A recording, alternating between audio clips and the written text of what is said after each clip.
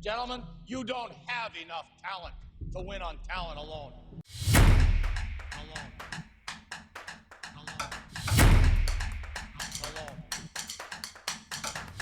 Oh, it's hot. It's hot. The coffee's hot.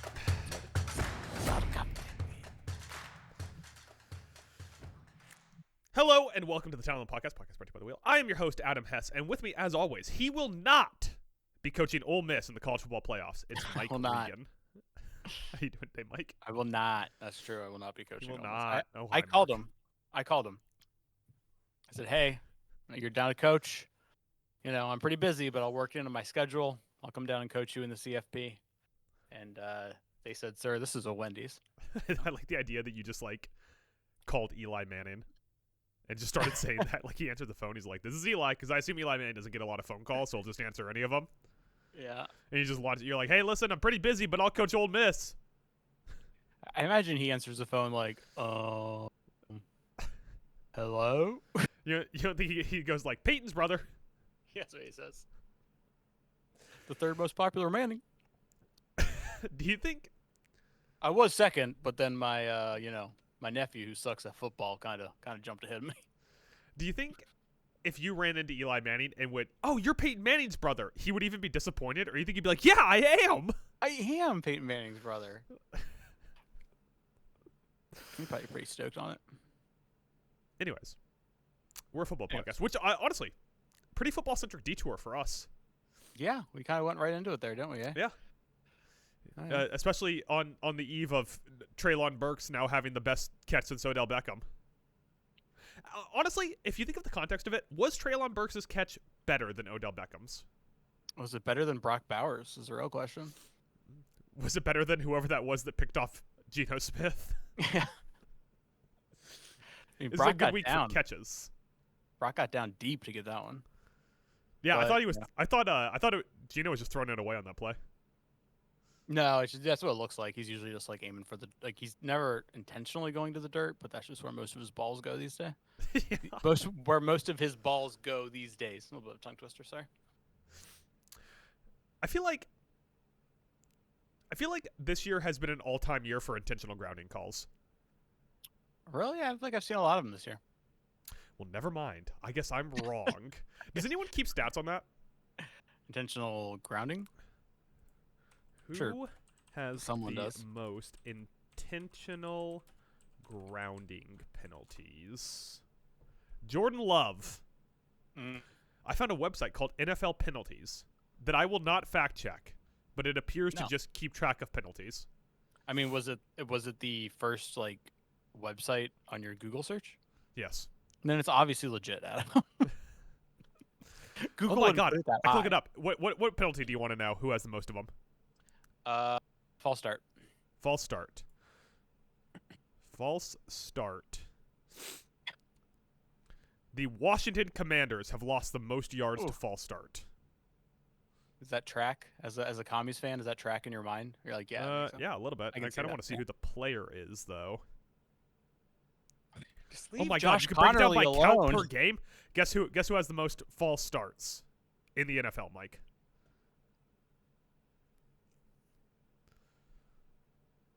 I have no idea. There's a lot of players in the NFL. Adam. Yeah, but none of them on defense are going to false start, so that eliminates half of them. Laramie Tunsil. I don't know. Deion Dawkins.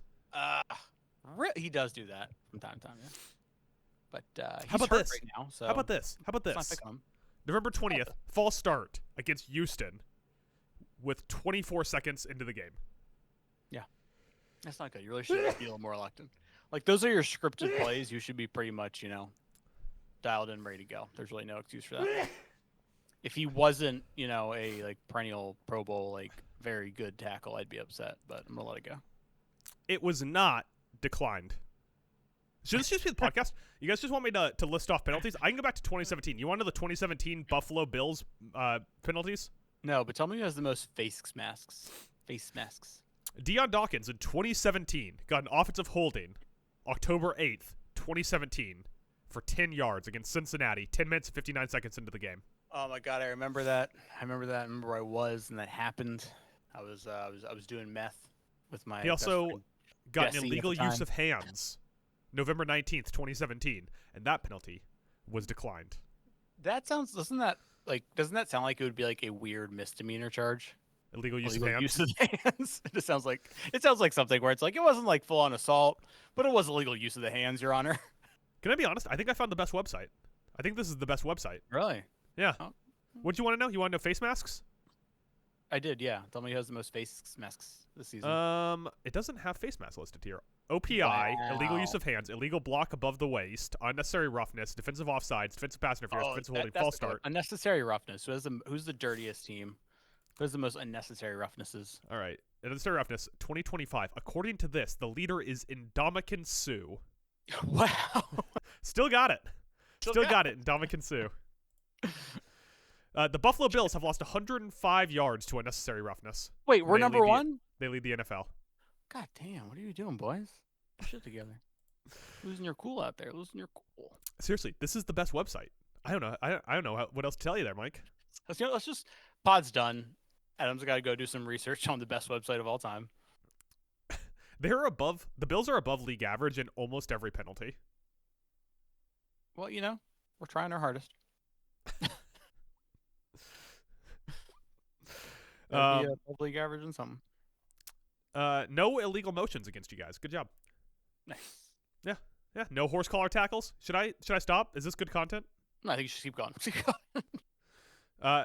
No running into the kicker penalties. That's good. No fair catch interference. No leverage. I wonder who leads the NFL in leverage this year, Mike. That's a penalty, leverage?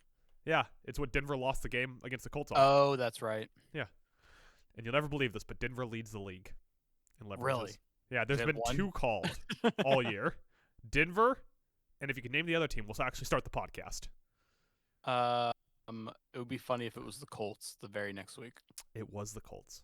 Was it really? Yes. No, it was the Texans. Oh. Same division. Yeah. Same division.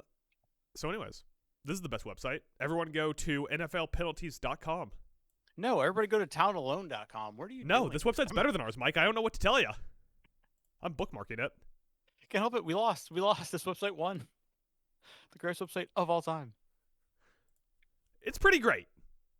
It tracks all the penalties, Mike. All of them, Jerry. I literally just bookmarked this website. I will be back. I'm probably going to look that website up later. I'm not going to lie. Anyways, we're a football podcast. Typically not a penalty exclusive podcast, but there's a lane for us there. That's something that people aren't doing. Penalty discourse. What if we're the penalty guys? No, I feel like there's a lot of discourse over penalties constantly. People bitch about everything. Listen, you're the one who thinks the refs are in Kansas City's pocket. Don't tell me to listen. What if we become the penalty guys? The penalty guy. We could rewrite the start of our podcast, where now he says, "Gentlemen, you don't have penalties to win on penalties alone." Yeah, I think it's a little niche. He's done with the vision, Mike. Or niche. Nietzsche, yeah. Philosopher, that guy. His books, yeah. Yeah. The way he philosophized so hard, dude, was everything I read about the Nietzsche, I'm like, whoa, good stuff. Because I'm so smart.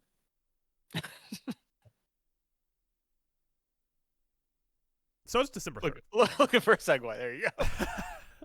Going into week 14 of the NFL season, Mike. Mm-hmm. And as it is December 3rd. 14. Couple more weeks, he'll be old enough for Josh Giddey. That was so stretched to get to the point to make that. That was just an unfair shot at Josh Giddey. It was. I don't know why it came to mind. I have no idea. Sorry. I just rewatched The Big Lebowski. Mm-hmm. And John Turturro's character in that, like his whole thing is like he really cares about bullying, but also there's just like a throwaway line where they mention that he's a sex offender because he exposed himself to an 8-year-old. Yeah. And when I was rewatching it, they did that, and I thought, should I screenshot the subtitle and send it to Mike with a joke about Josh Giddey, or should I just leave it? Maybe you should have. Anyways, week 14, Mike. Yes. And as we prepare for week 14, the important note there in the date is the December part of it, which means, Mike, we officially can do our next mock draft. Our next top 10 mock draft in our month after month mock draft. We need a sponsor for that. Who's someone that would sponsor something that's monthly? Yeah. Tampons. Our Tampex mock draft comes to you once a month, and we get real angry. It's funny because women can't control their emotions. That's why they'll never be president. Am I right? Ew. Now I have to ask myself if I cut that joke. Nah, I feel like our tone really, we hit like the sarcasm in the tone. It should be okay. The facetiousness, if you will. The facetiousness. Yes. Another great philosopher, right? Alexander Facetious. Yeah, great guy. Why are you doing the read like you're Anchorman? yeah, Will Ferrell. Ron Anchorman. Burgundy? But we are here to do. A podcast. We're here to do a podcast. Like, we didn't show up just to do a mock draft. We're here to do a podcast. We just happen to fill the time between now and when you die feeling unfulfilled in several years, having spent most of your time listening to podcasts. We're here to be part of that journey with you. Yes. And part of our journey, to be part of that journey with you, is we're doing an NFL draft. Did I cover that successfully? Do you think that everyone's on board? I think so. Okay. I think so. It was a little around the, but you got there. Yeah. Doing 10 picks. Here, let me rattle off our last mock draft that we did. Oh, yeah. November 13th, 2025. Here, let me just real quick. Was there a game November 13th, 2025? Mike? What, November 13th? Yeah. Probably not. Oh, unless if we did it on a Monday, then yeah. But if we did it on a Wednesday, then no. November 13th. There was no game November 13th. I was going to try to pull up a penalty from the November 13th game. Oh, bummer. We'll see if we can't, magic, Mike. See if I can't shoehorn a couple of dates in here later on, so you can pull up penalties. Last draft, I drafted first, and here was our top 10. Fernando Mendoza, Ruben Bain Jr., Ty Simpson, Caleb Downs, Spencer Fauno, Dante Moore, Keldrick Falk, Francis Mauigoa, Jordan Tyson, and Jeremiah Love. You! This time, Mike, you will be leading off, and I will be second. Okay. As there is only two of us. So. I mean, we're getting late in the year, so I have to start we usually don't take into account the draft board. Okay. But I'm going to in this, just for the number one overall pick, I'm going to take into account here. But not because for it is, not for the rest of them now, just number one. Because it is the Tennessee Titans, and they just drafted Cam Ward, so they probably won't grab the Doza. So I'm going to go ahead and say that's a terrible nickname. That one's not going to stick. We're not going to do that. The Bulldozer? No, I like the nickname the Goober because he's a goober. He's a goofy little dude. He's a dork. Is he? He's a dork, but we love it. How many dorks have made it as NFL quarterbacks? I mean, I don't know. Would you consider Tom Brady a dork? No, because he yelled fucking smash things, and dorks don't do that. Maybe Jaden Daniels. Jaden Daniels is a little bit of a dork. Yeah, he's a dorky guy. But here's the thing. Has he made it as an NFL quarterback? He had one good season, and now he only has one arm that faces the right way. Right. How about you save your pessimistic commies talk for your The Sky is Falling commies talk podcast? Yeah, it's gonna be me and Marco just yelling about Emmanuel Forbes playing well for the Rams. Yeah, you know what sucks? Everything? Yeah, I was about to say that. Everything. I just keep getting tilted watching the Timberwolves now, where I'll be watching the first half. They'll be down 6 points to the Pelicans at half. I'll be like, it's fucking over. Back-to-back years, Western Conference Championship, not even competitive series there. Now we can't even beat the fucking Pelicans. And then they come back and beat the Pelicans in the second half after putting up a 43-point quarter. And I'm like, well, maybe I talked too soon. But you know what? We should be beating the Pelicans the entire game. We should beat the Pelicans. And you know what? Fuck Dan Quinn. Fuck him. Fuck him right in his little backwards hat. Anyway, with the number one overall pick, I'm going to go with still the top edge rusher on the board, arguably one of the best players in this draft, best guy to take, Ruben Bain Jr. out of the U, and he'll have extra time to get those pre-draft workouts in since they won't be in the playoffs. Can I ask you a Ruben Bain question that you're going to hate? Yeah. Who's his pro comp? I hate these fucking questions. I don't know. How do you not know? You watch football. Because I don't put people in boxes like you, Adam. I see everybody for their individualistic traits, To me, Ruben Bain is Ruben Bain. you know. But I don't know, 6'3", 275. That's pretty good size off the edge. Good Chase Young. Chase Young's bigger than that. Is he? Oh, okay. Yeah.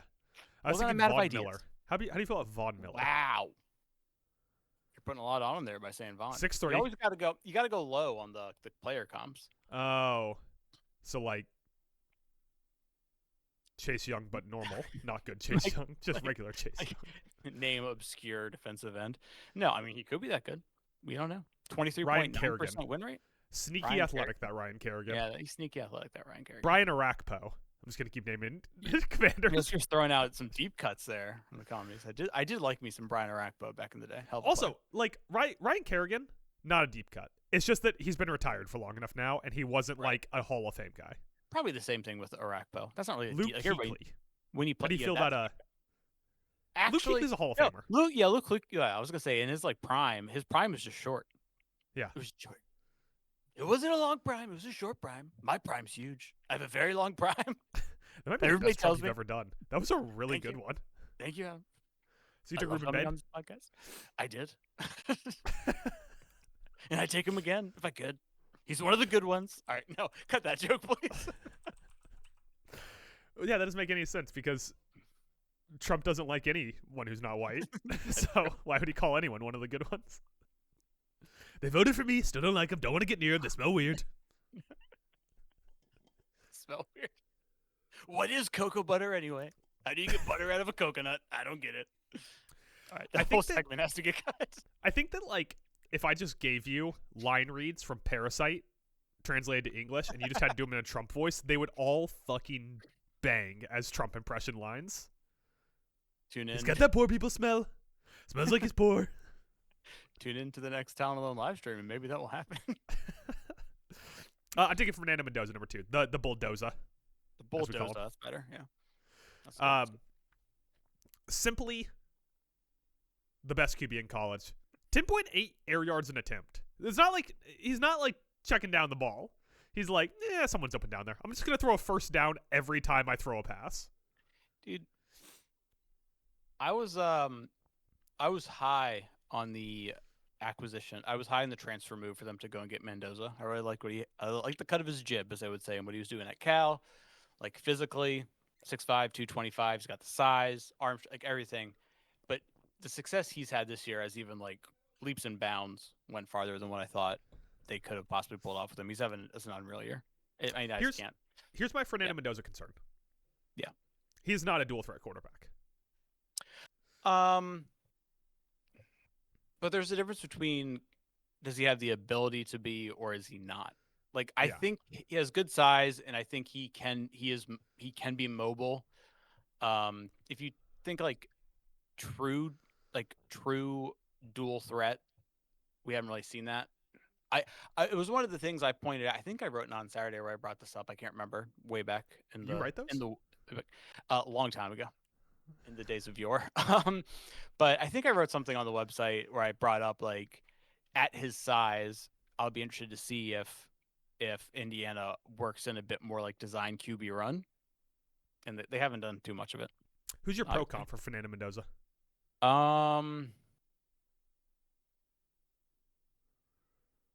Justin Herbert.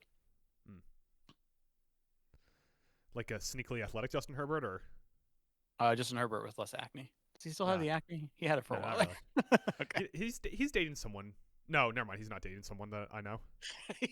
He's a single loser. He's a virgin. Oh, he is dating Madison Beer. Okay.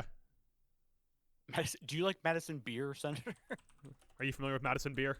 No, I'm looking her up right now. American singer and songwriter. Yeah, she's like. Yep.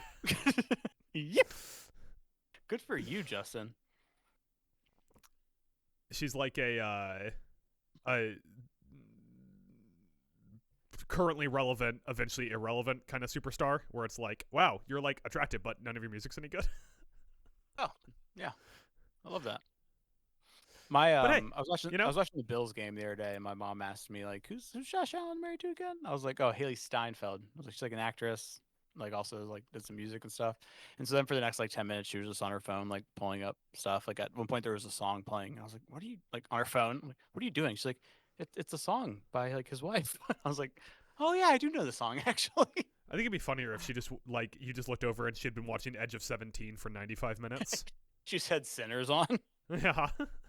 Someone tweeted because Sinners would shock your mom. There is so much mention of cunnilingus in that movie. It is the eating pussy movie.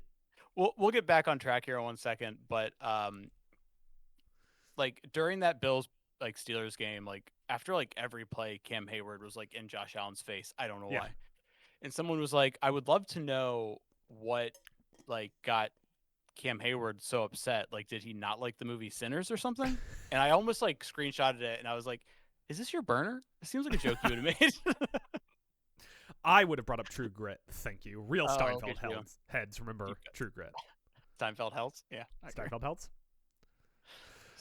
Mike, your pick. As I took the bulldozer. Want me to recap the draft? No, I think I got it all locked in. I'm of two minds here. Because there's one that makes more sense and is most likely to get drafted this high based on positional. But then there's this guy who I think is just hands down one of the top 3 football players in this draft. So I'm going to say screw it. These colors don't run. Caleb Downs, highest safety ever drafted, right here. Well, you in this might shock you, Mike, but you've tied your own highest spot for taking Caleb Downs. I'm going to be obnoxious. I'm not going to shut up about him. You have taken Caleb Downs. 4th, 3rd, 4th, 3rd. You know what? Like physical abilities, they're all there. The athleticism, it's all there. But you know what really gets us white guys with podcasts going? Dude's got it above the shoulders. He just gets the game. He's got those ball hawking instincts. He knows where the ball's going. Before it's even snapped, he knows what that QB's doing. And the QB has no chance. It's over. Safety simply don't go that high. It doesn't matter. It doesn't matter if his name was Troy Polamalu Kyle Hamilton Jr. Really? They don't go that high. Well, Tankathon's mock has them, which Tankathon's mock's not the best one, so I wouldn't. Well, Tankathon's mock just does their big board, but with team names next to it. Yeah. Also, like they have to go forward to the commies on there. I should take that back. Like the majority of mocks are like all flawed because we really know nothing. Because life is just an endless. Except this circle one. Of suffering. Yeah. Except for us, we know everything. But they have them going. Oh my god, I would love this for you. 4th to the commies, yeah. 6th to the commies. I would love that. So I would finally have to buy a commies jersey. I think. Damn, you get a Caleb Downs jersey before a Kyle Hamilton jersey? Yeah, because I don't know. There's like some weird part of me hates Baltimore, like the Ravens, and I don't know why. Probably because it's the same conference. Lamar came up the same time Josh did. Yeah. Around the same time, so they've been butting heads a Won lot. 2 MVPs before Josh could get one. Yeah, because he's stat pads. Typical stuff. Not anymore. Doesn't stat pad anymore, Mike. Can barely win pad anymore. Ew. Ew. All right. So here's where I am. Okay. The top tackle, if they're going to go, is going to be Spencer Fano. A tackle's going to go in the top 6 easy. None of the tackles are really like stepping up and saying, I am the guy who you should be taking with a top 5 pick. Yeah, there's there's probably like 3 or so. There's like this amalgamation of them. Yeah. So I'm not going to go Spencer Fano. I'm going to go Ty Simpson. I'm going to go the other, whatever you call it, the premium position. I was going to say you really zigged there going to a QB from a tackle. I will say this. The problem with our mock draft is we go back and forth, and you and I have 2 different theories on how players are going to go. I index a lot into positional value, and you just go, I like to see Caleb Downs play football. I take some positional value into account. Like, I took Ruben Bain Jr. because edge is the most valuable defensive position right now in the NFL and in college football. I could have easily went Caleb Downs, but I did. All right. I think that if the real draft is to happen, somewhat like this, like if the top 4 picks end up being Ruben Bain, Fernando Mendoza, Caleb Downs, and Ty Simpson, I think it's so much more likely that it goes the 2 QBs, the pass rusher, and then the safety. And it'd probably just be like a trade-up situation where someone trades up for one to take Mendoza. So, like, I think that there is no chance where the top 4 picks are in this order, but I think that there is an outside chance that the top 4 picks are these 4 players. I mean, we're pretty smart, so that definitely could be.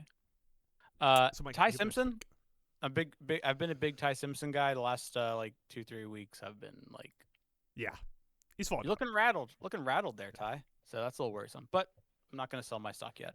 All right, up next is me, and I will go ahead and just start the tackle train. And what am I thinking? Am I thinking eeny, meeny, miny, Fano? I'll go Fano. There's two I was debating between, but I'm going to go ahead and go Fano. Spencer Fano. Who went the same position or same spot in the draft he went last time. Consistency. That's what we say. We say Mike Consistent Regan. Oh, you want me? Okay.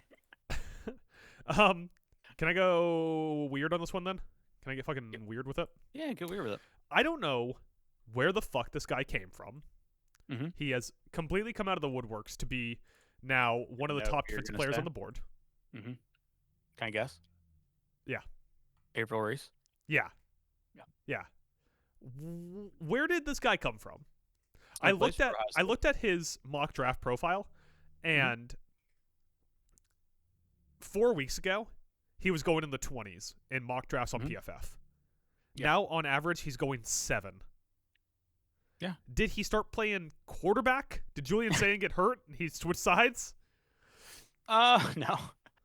I mean, it's like a little misleading because I think he's on most things listed as a linebacker, but he has like 8 sacks on the year. So yeah, he's an OLB, right? Because like he's OLB, his stats are pretty split between defensive line alignments, box alignments, and coverage alignments. Like the guy plays quote unquote 3 positions, right? I mean, he's a pass rusher with other measurables. Now in the NFL, this position doesn't really exist that often because while you only have 11 guys on the field and you would think the positional versatility is important, what's more important is having guys that are really good at doing stuff. So you'd rather have someone like Jack Campbell working coverage than your Aiden Hutchinson out in coverage because Aiden Hutchinson really good at putting his ears back and rushing the passer. Yeah. So I doubt that he's moving all over the formation in the NFL. But this guy just shot up draft boards, and so I was looking into him. Yeah, that is like such a thing in college where it's like, oh, we have like this phenomenal player, such a great athlete. We can move him around all over the place. And then when it gets to the NFL, they're like, yeah, what's the one thing you do really good? You're doing that. Yeah, it's basically the only defensive alignment that gets moved around is safety. Yeah, so he's been playing really good. He's kind of an example of going into the year when everybody was like, oh, but Ohio State, they lost so many players. And I was like, okay, maybe you should, not be an idiot. And you should actually look into things and see that this dude, like April Reese is an example who he didn't start, but he played in all their games last year. And now look what happened. He's been a starter all this year, and all of a sudden he shot up draft boards. So not surprised. Neither one of us have taken an offensive player on Ohio State yet, but we've taken 2 defensive players on Ohio State. Well, Julian Sand and Jeremiah Smith are not draft eligible yet. Cardinal Tate could be the first wide receiver off the board the way things are shaping out, but my pick? Your pick. My pick. What pick number is this again? 7. If, okay, well, this would not make sense based on how the draft board currently is, but I don't care. I've been having fun last few weeks, last few times we did this, and I've been like, I'll save him for my last pick. Not anymore, Em. Because it's real. It's real, Adam. I guess we can just call this edition of our draft the Mike overdrafts all of the guys he loves. But Jeremiah Love, baby. Let me ask everybody a question. Did you like Ashton Genty? Do you think he was going to be good in the NFL? Well, imagine a guy who's even better, and his name is Jeremiah Love. Let's all feel the love, baby. Let's all feel the love. How do you feel about Kamani Vidal just straight up outplaying Omarion Hampton?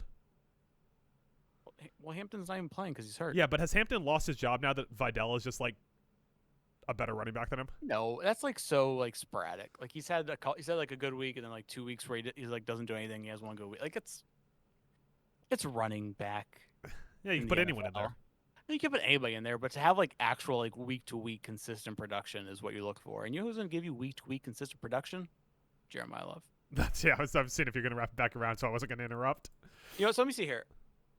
I can't. They don't have it up yet. If they already had it up, I go ahead and put at least a couple Benjamins down on Jeremiah Love Offensive Rookie of the Year. But they don't have it up yet. We'll have to wait and see. All right. All right. Now, we're getting into the hard stuff here, Mike. Hard. Getting hard. Fell down. So I could stay on the offensive side of the ball. Mhm. God, I honestly don't have a great feeling for where I'm going to go here. No, I don't think. Do you really think a wide receiver goes top 10 in this class? No. Yeah, me either. If they do, it's going to be similar to. I can't remember. Did Tet go top 10 last year? The Panthers were picking top 10, right? I think he went 4th. Okay, yeah. So, oh, Jesus Christ, that's so bad. I'm sorry. I think Ted McMillan's a great player, but number 4 overall pick now. I think if a team takes like a wide receiver in the top 10 this year in the draft, it's because they're like extremely wide receiver needy, and they feel they're backed into like a corner where they're like, well, this is what we have to get because this is what we need. He went 8th. Okay, yeah. So that's what I thought. So it'd be more similar to like that thing, like late top 10, a team that like really needs a wide receiver jumps on one early. I'm going to take a guy that's fallen off of our list the last few weeks. Mhm. If he was ever on our list in the first place. I'm double checking now. We might have never drafted this guy, which is maybe a little outrageous. A guy who's jumping onto our list. I'm going to take Peter Woods. Peter Woods. He's not having the best season, but this is the first time that he hasn't been having the best season. Well, And I think that he could potentially get drafted into this spot just purely based off of like his measurables and his previous production before this year. right. For those who don't know, Peter Woods plays for Clemson, and so the entire team isn't having a good season. Yeah, I guess we should say that. Peter Woods, defensive lineman out of Clemson. Mhm. Pretty good pass rusher for being a middle of the line guy. Yeah. Yeah, I don't know how much more is there to say on it. I mean, 6'3", 310 pounds. He's like, my pro comp for him is like Von Miller if he started hammering slices. Yeah. I mean, it does say something. I don't know how much it says, but it does say something that like he was super high, like he was this high up on draft boards going into the year, and then Clemson had a terrible year. He didn't play his best, and he's still high on draft boards. So that tells you that people. And it's definitely not because people don't Bayesian update. It is obviously because he's good, and not because people get stuck on their priors. Okay, 50-50.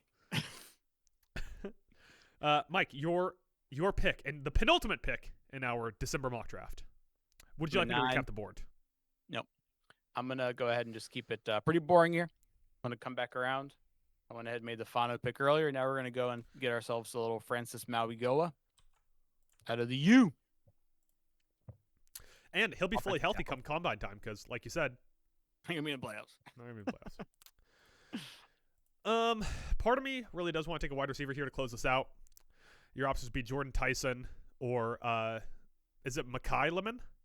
Kai Lemon, Carnell Yeah. Tate. Yeah. I'm gonna throw him out one more time. Makai Lemon has definitely been moving up there. It's gonna be a battle for that top wide receiver off the board,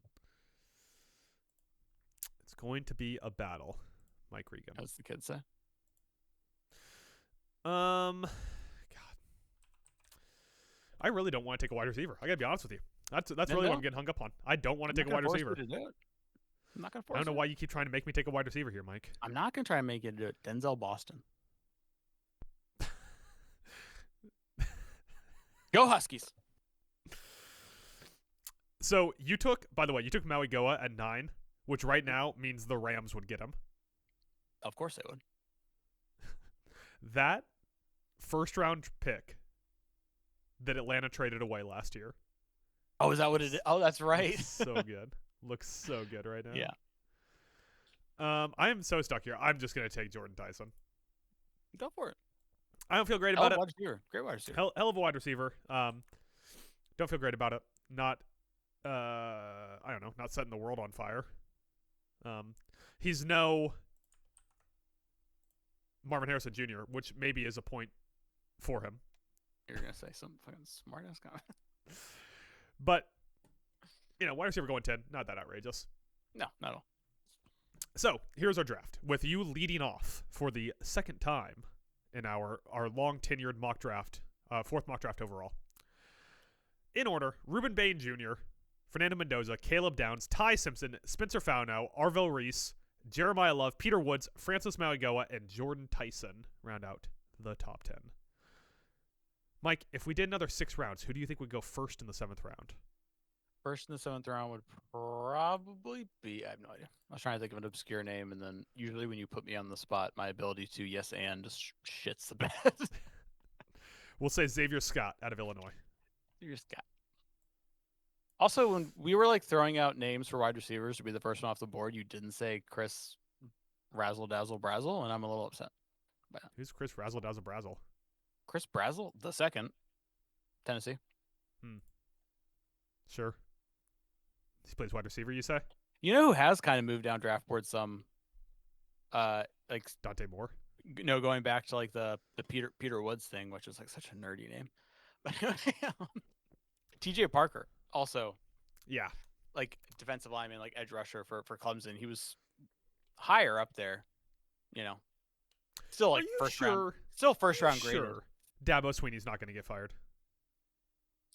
No, because he'll never get fired. He will get. There will be some like news will break that there is a meeting between Dabo and the powers that be, and then it will be that they've come to a mutual decision that it's time to part ways. It will never be an outright firing because of everything he's done for the university.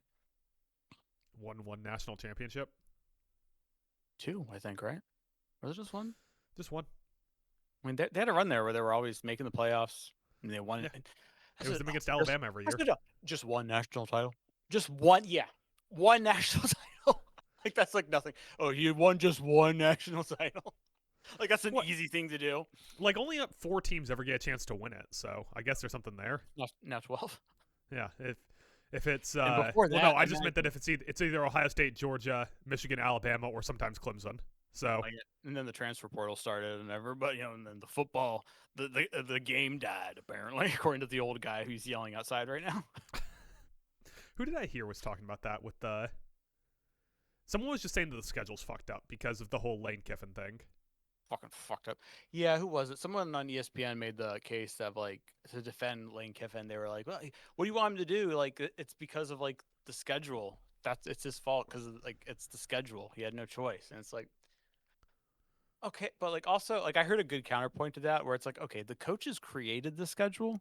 Like, no, they didn't make it themselves and like vote on it, but constantly in the world of college football, teams and coaches and programs are trying to always be a step ahead of everybody. So they kept trying to find ways to do things earlier. You know, like there was National Signing Day, and then there was Early Signing Day, and then there's, you know, players can enroll, and there became, oh, well, what if you enroll early? We can get you on campus early. Like, teams are always trying to get ahead of each other to do things. So, like, I just don't miss me on the whole schedule thing. I blame Ole Miss for this whole thing, by the way. Like, why would you let him Brian coach? Kelly. He wanted to coach through the fucking playoff, and you went, no, get out of here. Yeah. We'll get to it later. Okay. Mike, who is the number 1 player on your board that was omitted from this draft? The number 1 player that was omitted? Yeah. That doesn't make any sense. If it was the number 1 player on my board, he would have gotten picked, and it was oh, okay. Like, who's I feel like it wasn't that complicated of a question. I still think, I know you just like took a shot at him and said he's dropped down draft boards. If Dante Moore decides to come out, he will be a top 10 draft pick. I guarantee you that. Okay. I hope so. I like him. I like him. I like the cut of his jib. I like the cut of his jib. Maybe Keldrick Falk would be the other guy. Yeah. Positional value, you know, Mm-hmm. pass rusher. Or as Chris Collinsworth would say, pass rusher. Pass rush. But Mike, we are done talking about college for like 35 minutes. Dope. We'll never hear from it again for about 35 minutes. Yeah. For now, though, we are talking Week 14 NFL. Mike, I want to talk about the most important game for Week 14. Okay. By which I mean I have selected 7 games. 6 games. 1, 2, 3, 4, 5, 6, 7 games. That we're going to make the argument why each one of these is the most important game of the week for Week 14. Yes. Yes. Mm-hmm. So first off, Mike, and the most important game of Week 14. The Dallas Cowboys are at the Detroit Lions. on Dude, how about Thursday these night football. Cowboys? How about these Cowboys, Mike? Is Jerry Jones actually right? Was he No. good all along? No. So, No. okay, listen, this game. Detroit -3, over under 54.5. Should be a good Thursday night football game. That's kind of like saying, oh, don't worry, it's only COVID, I'm not going to die. Like, maybe not, but don't say it out loud. Listen, all jokes aside, is it time to talk about it? Jerry was right. Let's talk. So since the trade deadline, since they traded 2 firsts for Quinnen Williams, they are 10th in rush defense. They have the 3rd highest defensive graded game. Or sorry, their 3 highest defensive graded games are since week 11. They are 4th in point differential since the trade deadline. And, like, they have, like, a legitimately stable defense now. Something that they haven't had. Like, they have the time for their cornerbacks to get into position to guard. And they have 2 good cornerbacks. They're overpaid, but they're good cornerbacks. Yeah. And Deron Bland and Diggs. Trayvon Diggs. But, like, Kenny Clark and Quinnen Williams are a really good core on a defensive line. They're old, sure. And I get that for them to get Kenny Clark and Quinnen Williams, it costs them Micah Parsons and 2 firsts, which is hefty, some would say. But their defense is, like, pretty fucking good. The George Pickens trade looks really good. Yeah, that one does look really good. I don't know, man. Like, I don't think Jerry's some kind of fucking football genius, but should we give credit where credit's due here? Like, he did some insane shit, and it worked out pretty well. If they make the playoffs and they get 1 playoff win, I'll say, like, yeah, he was right about some stuff. But that would be more playoff wins than they got with Micah Parsons. That's true. But there's, like, so many examples, like, where the Cowboys got hot for a stretch in the year and then they just shit the bed. Like, let's go back 2 years, Name right? 6. Yeah. Like, let's just go back just 2 years to when they were super hot during a long stretch of the season, right? Remember, that was the year where it was like, oh shit, Dak may actually win MVP. And then the last couple weeks of the season weren't great. He obviously didn't get the MVP. And then they went into the playoffs, lost to Green Bay so bad that Jordan Love got a massive contract. I just always think of how wide open the tight end was, Tucker Kraft was. He had half the field to himself.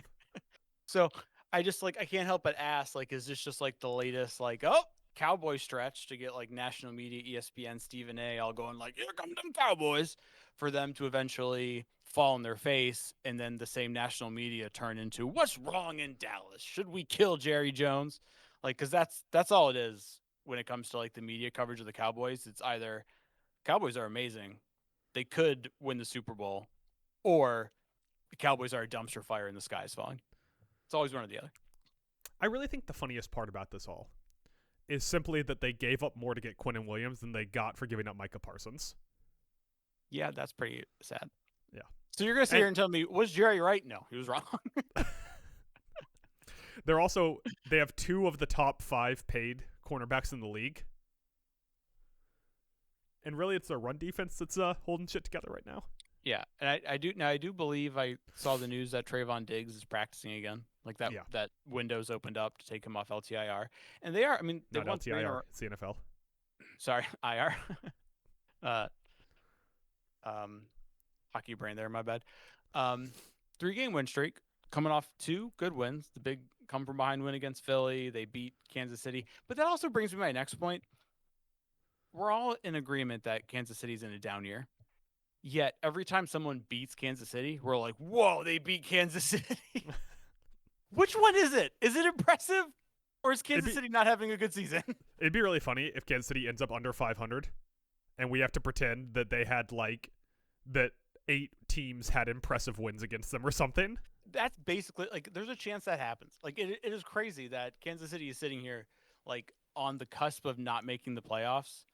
Like, obviously not having a great year by Kansas City standards, and then yet every time a team beats them, we're like, whoa, they beat Kansas City. So, not talking about Kansas City, which I know is hard for you to do, but back to the Dallas-Detroit game. I hate them so much. Currently, the Cowboys are 2.5 games behind Philly for the division. Yeah, it doesn't feel like it's over. Yeah. And they are somehow 3 games out of the wild card. 2.5 to win the division, 3 games to make the wild card. Yeah, but everybody's a couple good wins. Everybody's all up on the Dallas train. Speaking of, real quick, I'll let you keep going. I was going to say, because I mentioned the Diggs part on the other side, Terry and Arnold, done for the year. Dead? Oh. No, not dead, Yeah. but done for the year. Are there any the bad news for corners you? left? The bad news for you is both Terry and Arnold and Kool-Aid McKinstry don't seem to be like CB1s. Yeah, but for each one of them, I got the guys I was right on. I got the Scattabos. I got the Josh Allens. All right. Ask the Kuipers and the McShays. It's all about the hits, not about the misses, brother. Yeah, that's why Kuiper is still talking about Shedeur Sanders. Hey, he's 1-1 as a starter in this league. Let's talk about Detroit, Mike. Talk about him. Currently, they're the first team out of the playoffs. Last year, Mike, they won the Super Bowl. I mean, they lost in the divisional round, but they won our Super Bowl. They won the Hearts and Minds Super Bowl. Yes. I don't know what you do to fix the team. Like, it's very Eagles-esque of them that they lost both their coordinators and the team fell apart. They got injuries, right? Like, Laporta's hurt. Their entire defense is hurt. Amon-Ra St. Brown is banged up. They tried to have Frank Ragnow come out of retirement, and then he failed physical with a grade 3 hamstring tear. Why did you even walk into the physical, Frank? He's like limping in. He's like, I'm good. You walked in there and went, this guy will pass me. Your hamstring was off your body. It was in a bag behind you. And you were like, I'll get the physical still. What if I pass it? This is like applying to college when you failed all of your classes. Screw Adam. I love it. I love the grit. I love the jam on that guy. Play through the pain, brother. Put some dirt on it. Now, to be fair, they got mollywopped week 1. I mean, it was 27. Sorry, I just remember that you lost the $100 game. We didn't get a chance to talk about that because Tristan Wirfs had a touchdown. That's what you remember that. Hoping we wouldn't bring that up. Like they got, I mean, not blown out scoreboard wise. It was only a 2-score loss, but like if you watch the game, they were pretty physically got their ass beat by Green Bay week 1, and then they won 4 straight. So we were all like, "Oh, Detroit's fine. Let's go." And then they've been 500 since then. So actually, no, they've been 3-4 since then. So including a win over the Rockstar Washington Commanders and the Rockstar New York Giants. Man, the New York Giants made Monday Night Football unwatchable. That's what they do.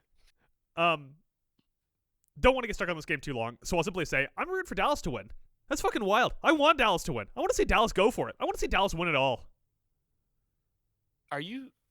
What is happening? So, like, things have taken, I'm not trying to twist the knife, but things have not gone the way commie fans would have hoped. And are you in, like, such a state of despair about that you've, you're hallucinating, or you're in some sort of state of psychosis where you're cheering for the Cowboys? You ever meet someone who cares more about their fantasy football team than their real team?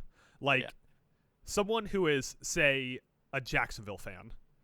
But when Jacksonville's playing Houston, they get excited when C.J. Stroud throws touchdowns more than they do when Trevor Lawrence does. Great, because they have him on their fantasy team. I have so much internet cachet built into being the Dak Prescott's an MVP guy. That is true. That's what it is.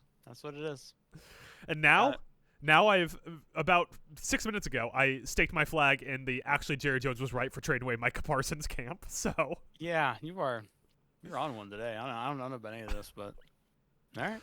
Let's fucking Cowboy down. Cowboy down, brother. There you go. Make that a thing. I think Cowboy Down is Brokeback Mountain.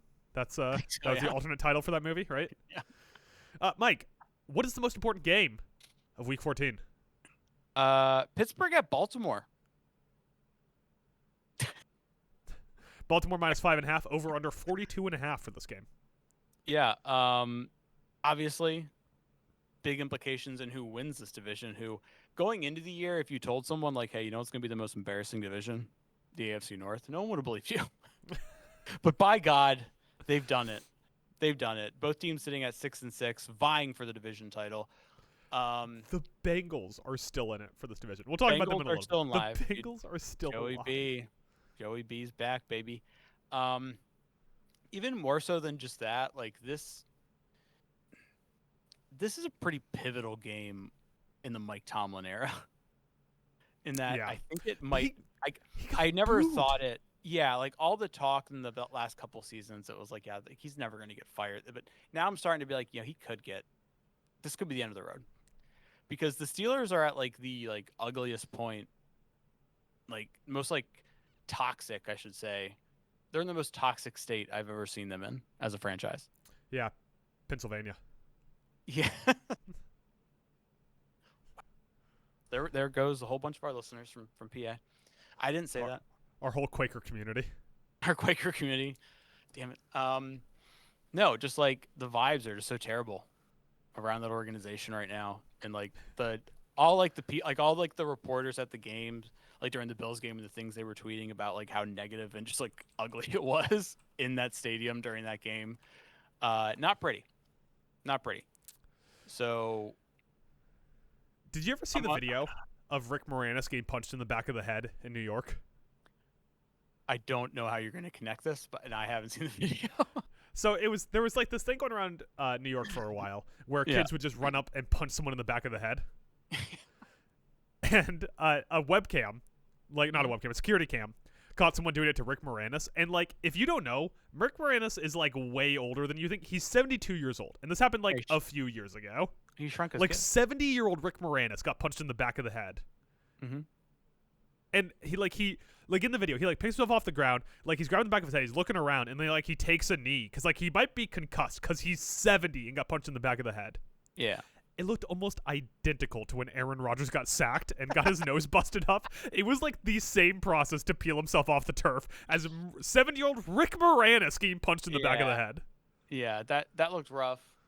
And then like when they were down 2 scores in the fourth, and Rodgers comes out and like Romo tries to talk it up, right? He's like, all right, here we go, Aaron Rodgers. Like you're down, you gotta throw the playbook out the window. Just QB's gonna go back there, tell the guys what to do. And then like later on in that drive, he throws a ball that like goes to no one, and then he's like yelling at his one receiver because he obviously like gave him the signal to go inside, and it would have been like either a big game, potentially a touchdown had he, but he didn't. He went outside. It was just funny. I had a point I was going to make, and then you started talking about Rick Moranis, and now I've lost it. So goddamn you, Little Shop of Horrors. That's your go-to Rick Moranis? Of course. I'm a real auteur. I'm a real cinephile. I think mine's Ghostbusters. Who are you going to call? He's the Keymaster. Wait. Yeah, he's the Keymaster. He's the Keymaster. I do wonder, like, the Ravens win this, and let's say they go on to win the division. Like, do you feel good about it? No. Okay. No, I can already, like, wild card round, the 4-seed Ravens against the 6-seed Bills. Yeah. It's going to be like the end of the second half, and it's going to be a pass over the middle to Zay Flowers, who's going to tip it right into, like, the waiting arms of, I don't know, name a safety, who just happens to be standing in the right place at the right time. Yeah. And, like, Buffalo's going to kick a field goal to go up, like, 18-3. Yeah, and like even since like Lamar came back, it wasn't like Lamar's back, guns blazing, let's do this. Like they haven't looked great. Like they beat the Browns and the Jets. Congratulations. Haven't looked great in either win, and then they lost to the returning of Joey B, which you said we'll get to later.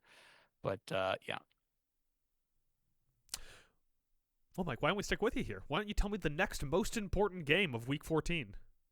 I guess I should just say, how about you tell me just the most important game of Week 14? That's the whole gimmick, is that whatever game we're talking about is the most important game. I shouldn't ask you what the next most important game. I should just ask you what the most important game is. Gimmicks are best when you really explain them and break them down. That's the side of a good gimmick. I'm pretty sure that's what Richard Pryor always did. Yeah, we got the Colts at the Jaguars. Well, Jags AFC 1.5 over AFC under South showdown, baby. All of a sudden. At one 47.5. point it was all like, oh, Colts are amazing, #1 team in the AFC. And then now what's happening? They're not even leading their division anymore. Both teams at 8-4. Jacksonville winning tiebreakers. This game's going to be very influential. Wins this division. What voice was that? What? That voice you did. Which voice? The voice when you were talking about how the Colts are the head of the. I don't know. It was the voice, Adam. It was the voice. Jags, 3 dubs in a row. Duval. Colts, 2 losses in a row. Getting embarrassed by 2 teams. They lose to the Chiefs, and then they just got, like a lot of great teams have, can't handle the smoke of the Houston Texans defense. But still, it goes into my very scientific theory I have. I have a very scientific formula. I have a spreadsheet, all these equations. I punch the numbers in. I punch them in for the Colts. You know what it says? What? Bitch made. Because they've yet to beat a good team. The Broncos? Yeah, early in the year, thanks to a bullshit call. Yeah, it was one of the 2 leverage calls. Yes. So, that's why this game is most important, because, these bitch-made Colts, they got to win their division to make people think that they're actually really good when they're probably not that good. Meanwhile, Sauce Gardner goes out with a non-contact calf injury that isn't a torn Achilles, apparently. That was so bad when it was like, oh, Gardner leaves field with injury. Oh, calf injury. And the second they said, like, non-contact calf injury, I was like, that dude done tore his Achilles. Simply, do not play professional sports in Indianapolis. I don't know how else to. I've tried to warn people. Don't play professional sports there. You will get a calf injury.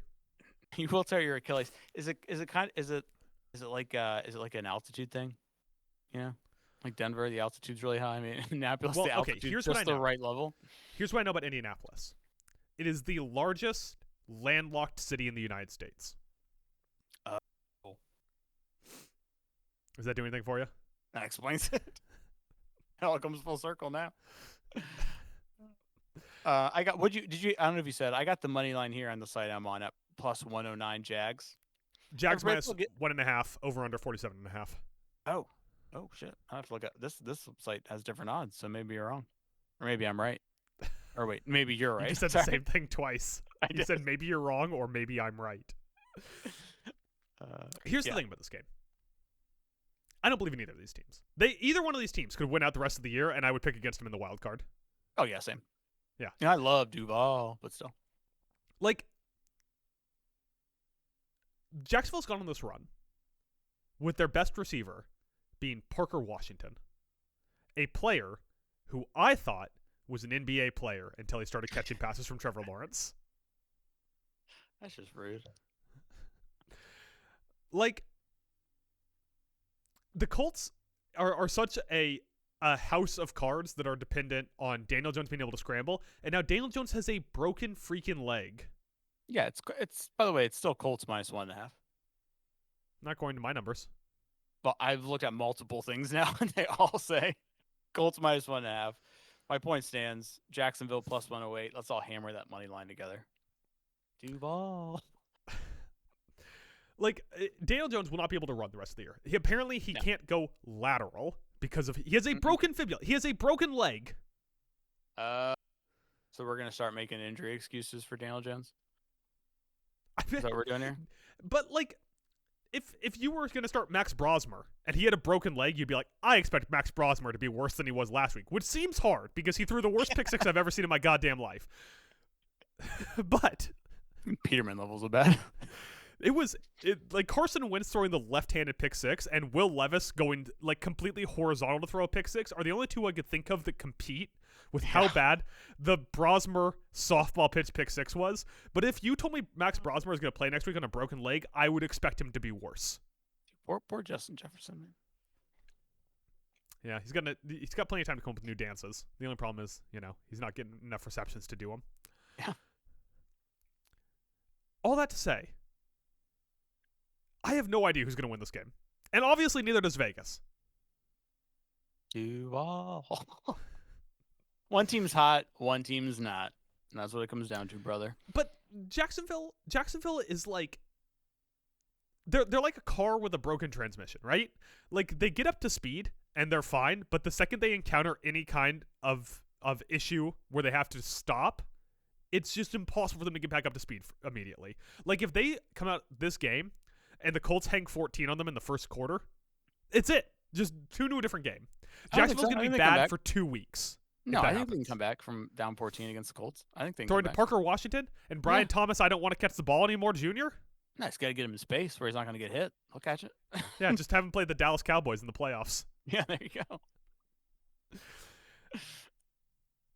Like, this game could either be Tank Bigsby, Bashal Tootin, and Jonathan Taylor combined for 400 yards.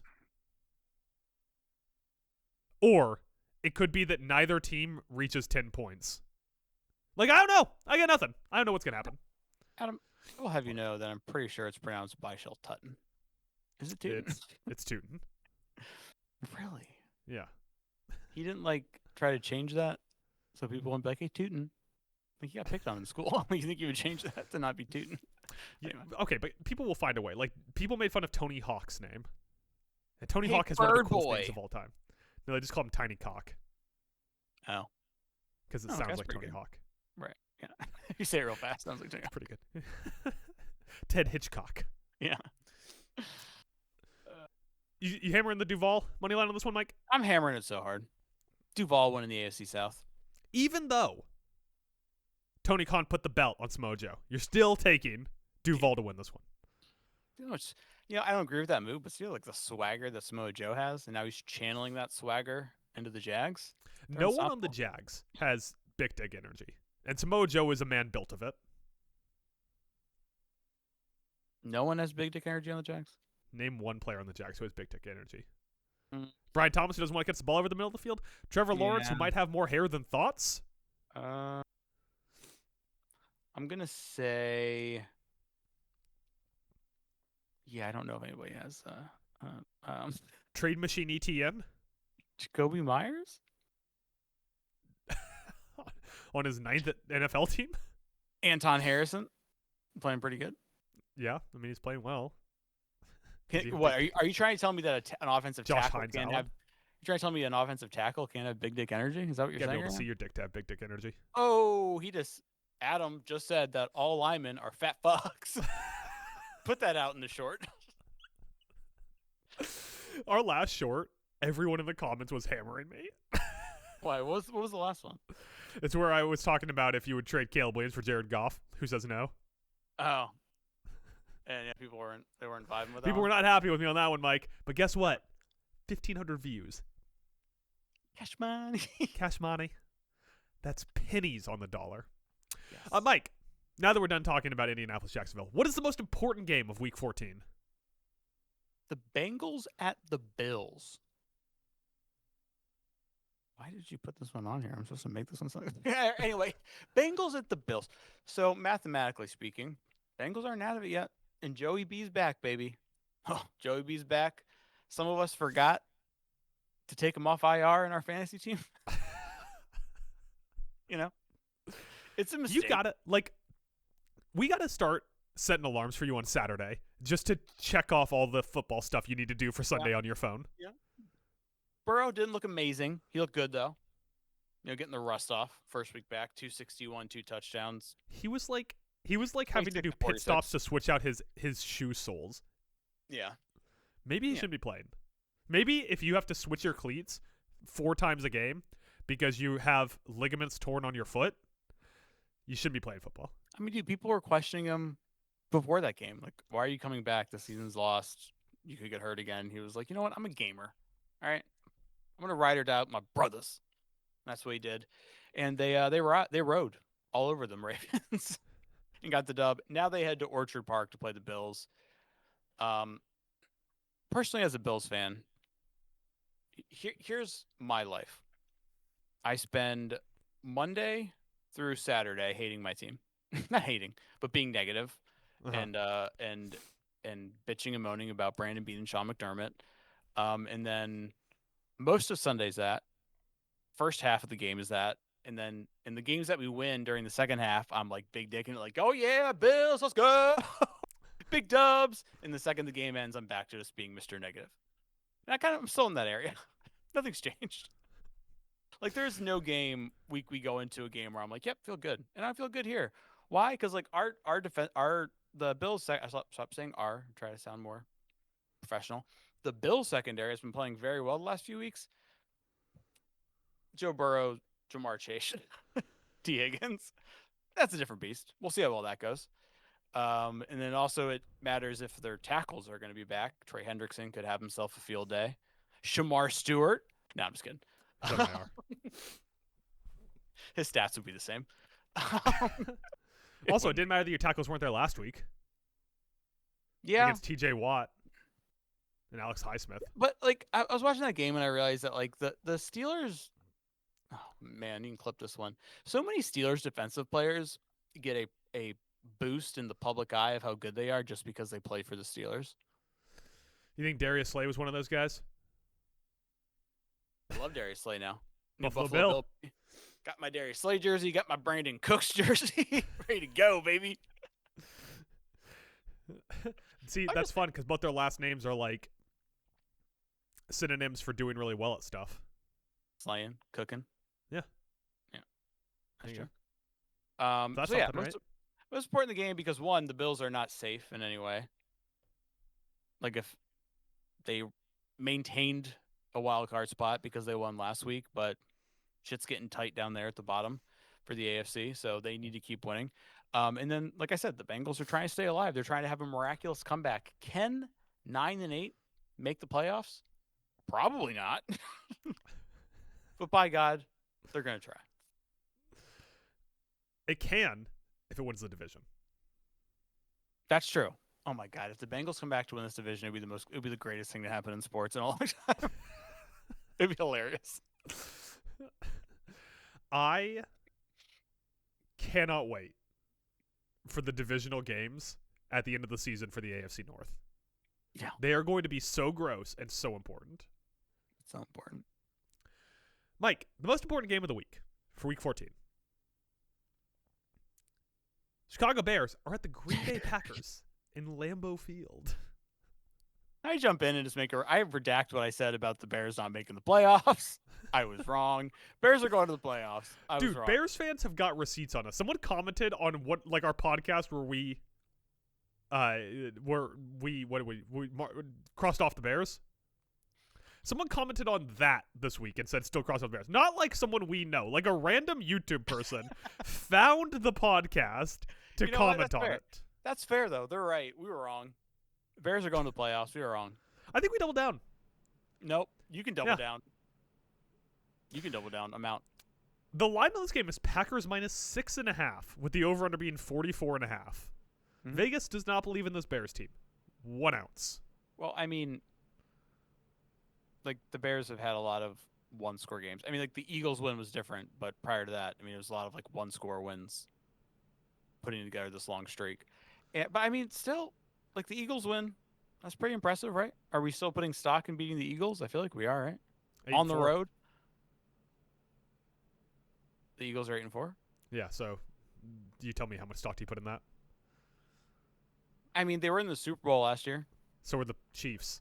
What are you talking about? Well, it's like the same. I mean, I don't know. Like, I still think there's something. You go on the road, you go to the link, you beat them by 2 scores. There's something to that. Yeah. You gotta give them something. And no one got hit with batteries.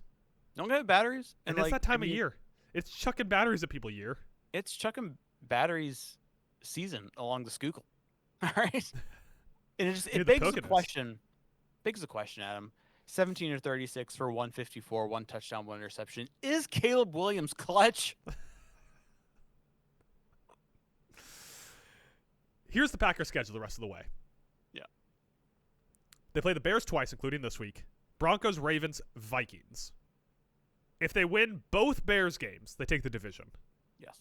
If they split the Bears, they got to win every other game to take the division. And obviously, in this situation, the Bears would probably win out.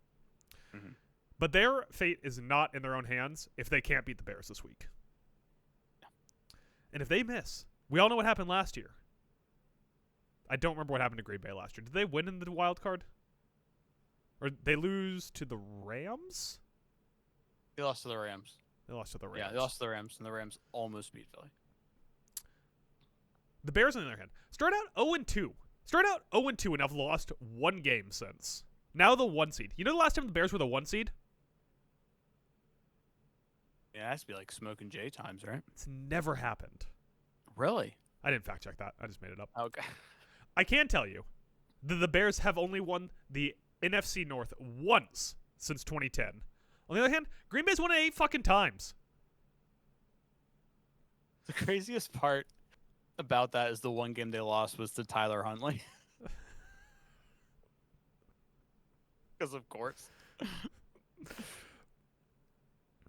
Would you give Piss Pants Ben Johnson Coach of the Year right now, or is it still Vrabel? Dude, that's what's making me say that I was wrong. Right? Piss Pants Ben Johnson is? Dude, they're vibes fueled. They got the vibes. They got the new coach, Piss Pants Ben Johnson vibes going. He's taking his shirt off. You're going to bet against that. You see it. And also, what the worst part was, he took his shirt off. He's in good shape. Yeah, he's in good shape.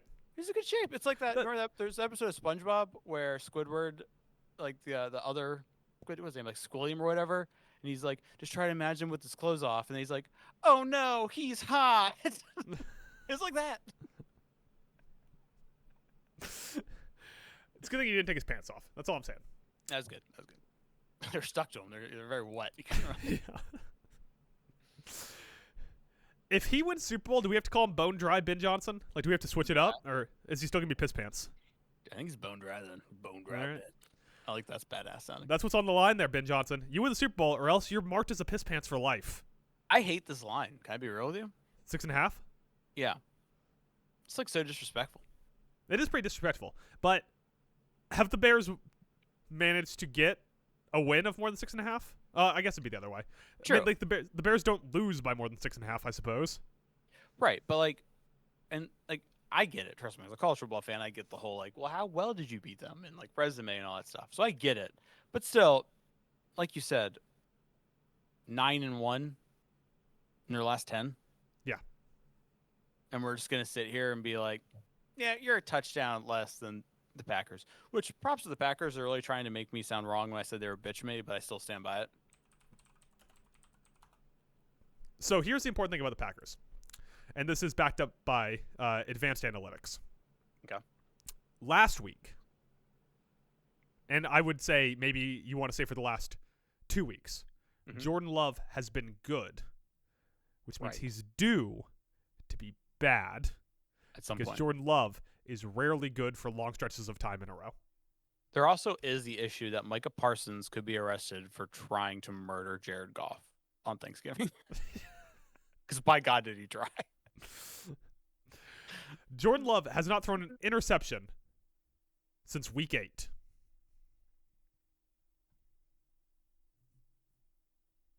Well, Jordan Love's not really a high interception guy, I suppose. But he had 4 touchdowns last week against Detroit. So, like, come on. It's regression to the mean. It's coming, brother. And I think Josh Jacobs is hurt, so their run game's going to be completely shit. What do you Tucker think? Kraft obviously still hurt. I'm sure one of their Packers will play well. What's up? What do you think of the Packers' run defense? It's good. I mean, right? No, because they got Swift and the Monungai. Yeah, I got no strong thoughts about the Packers' run defense. That's probably not a good sign then. If I don't have strong thoughts, dude, are you gonna doubt the Monungai? I think I traded him in a fantasy league. Yeah, you did actually. Yeah. Him and Swift are popping off that, man. I haven't been in another one though, so it's all fine. Yeah, I would simply not bet on this game. I would take the 6.5. I would not bet on this game at all. I take the 6.5 so hard. I still do not believe in the Bears. Win a game by 2 scores and I'll believe in you. But this, like, if the Bears win this, it's like legit that the Bears are going to win the North. Yeah. I'm gonna say right now, if you're listening to this, if you have a child and you've saved up a large amount of money for him to go to school, take it out, put it on the Bears plus 6.5. And then euthanize your child, and you got like 30 grand. So much money. Yeah. How much does euthanasia cost? That'll take a chunk out of it, but after that, it's like tax when you win the lottery. I mean, I think you go to the right country, it's pretty cheap. I guess, yeah. Also, like, if you don't want to do it like legally, just push them off a bridge. Yeah, that's the best way to do it. Yeah. It's like, hey, son, we're going to San Francisco to take a walk. You're still like, hey, we're gonna go bungee jumping, you know, and then you push them, and then by the time they realize there's no cord, it's too late. Yeah, they're dumb. They're kids. They trust you not to kill them. Right.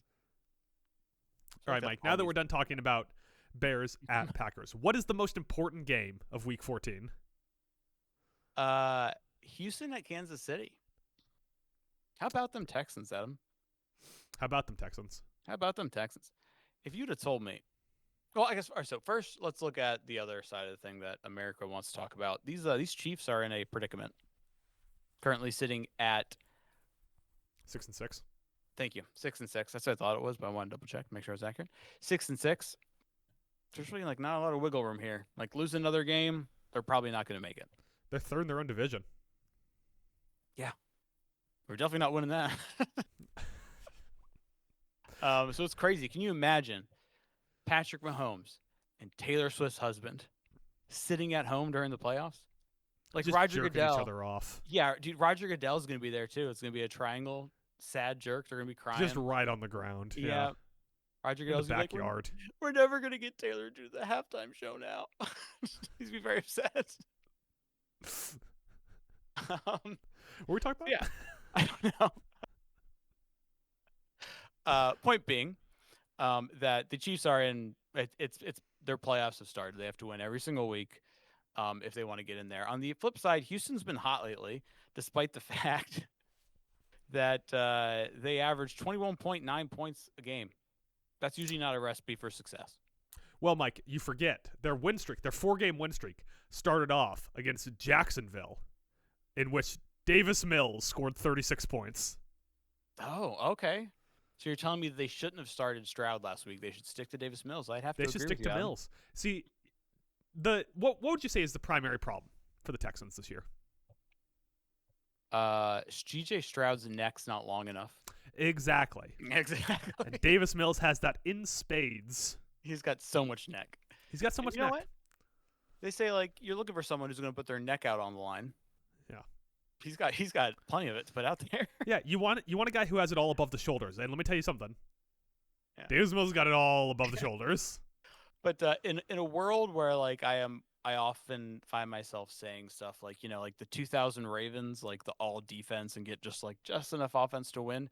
That team can't win a Super Bowl anymore. These Houston Texans are saying not so fast. We're going to try to fucking do it, Mike. Yeah, so they've held their in the last 3 games, they've held their opponents to 16, 19, and 13 respectively. On the other hand, I don't know if Kansas City is capable of scoring more than 19 points. Yeah. Kansas City has scored 28, 23, 19, 21, 28, 31, 30. Okay, they've actually scored way more than Houston. Yeah.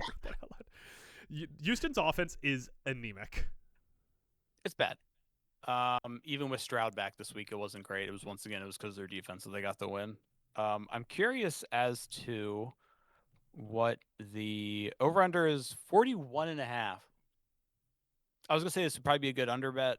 If it was a point or two higher, I'd say hammer the living shit out of it. But obviously, people already knew that consensus, and so now it's been moved down to 41.5. So I will say, fortunate news for Kansas City. Houston's pass rush is really bad, right? Like not very good. No, it's amazing. Oh, then bad news for Kansas City is that Josh Simmons is out at least 4 games with a wrist injury. Oh my god, they just got him back too. Yeah. Not so long ago. Yeah, that is brutal. Oh, that's great though, because now we're gonna get like that one play where Patrick Mahomes like flips out of like a sack and like throws a sidearm for like a first down for 6 yards, and they're like, oh my god. And I was Except gonna the difference is this time it's going to be Kamari Lassiter standing right there to just punch the ball out of whoever's hand tries to catch it. So peanut punch that shit. I don't know. Like it's like I'm looking at these like Texans at plus 152, and I'm like, oh, it's tempting. It's tempting. So the Texans are fighting for their division as well, which is something that we haven't really talked about here. That one's not Kansas been City. wrapped up yet. Kansas City, if they lose this game, they're out. Mhm. They're done. They get nothing. However, the AFC South is 3 teams that are basically all about to be tied, and then Tennessee at 1-11. But the other 3 teams are all going to be somewhere between 9-4 and 7-6 at the end of this week. I just want to go back in time to August and tell people, be like, you know what? The AFC South is more likely to send 3 teams to the playoffs than the AFC North, and just like drift away. Blow their mind with that and then leave. That is wild how things played out this year. So who you got in this game, Mike? Who you taking? I'm such like a simp for like a really good defense. Right now, the Texans are the first team out. They are the Detroit Lions of the AFC. And like seeing Kansas City being like basically knocked out, even though they'll still mathematically be in it, but it'd be very unlikely for them to get in with 7 losses. That'd be nice to see. That'd be good. It's Patrick Mahomes, man. I won't believe it until I see it. Until the playoffs start and the Chiefs are not in it, I won't believe it. I feel like we had a team like that a few years ago. Was it the last time Cincinnati missed the playoffs? Where all year we were like, they'll get there. They'll get there. They'll get there. What do you mean Cincinnati didn't make it? Yeah, I think, was it the year after they made Was the it Super last Bowl? year? It was last year. No, I think it was the year after they made the Super Bowl. We were like, yeah, they'll be fine. They'll get back in there. They'll get back in there. And they never did. Because Burrow got hurt last year, right? Is Burrow actually bad? That I realized I just said no because Burrow got hurt last year, and then I was like, oh, that doesn't narrow it down very much. Yeah. Maybe Joe Cool should do some more pliability exercises. Yeah. All right, Mike. I got to tell you, the most important game of Week 14. Philadelphia Eagles at the Los Angeles Chargers on Monday Night Football. I could have been wrong here, too. I apologize. Philadelphia minus 2.5, over under 41.5, tying Kansas City for the lowest over under of the week. The great thing about this game is that both of these teams are disappointing, yet somehow in it. Yeah, we did our whole like teams to cross off for the playoffs. We ended up not. When we came to a consensus, I don't think we kicked them out, but I was like very like I don't think the Chargers are getting in. Nah. After the win last week, I'm like they're probably gonna slide in. Chargers, Colts, and Bills are in a 3-way tie at 8-4, with Chargers as the 6th seed due to conference win percentage. But you know what goes away real fast? Mm-hmm. A tiebreaker if you don't start winning some games. That is true. Now, 8-4. We were talking like it had to be like 4 weeks ago about John Harbaugh's chances of getting fired this year, and now they're 8-4. You mean Jim? Nope. Yes. Both. We'll go with both. You said no. You said no so confidently. I was like, I'm wrong. I was like, wait. And also, you were the one bringing up him getting fired. I'm pretty sure I was like, yeah, no, that's not happening.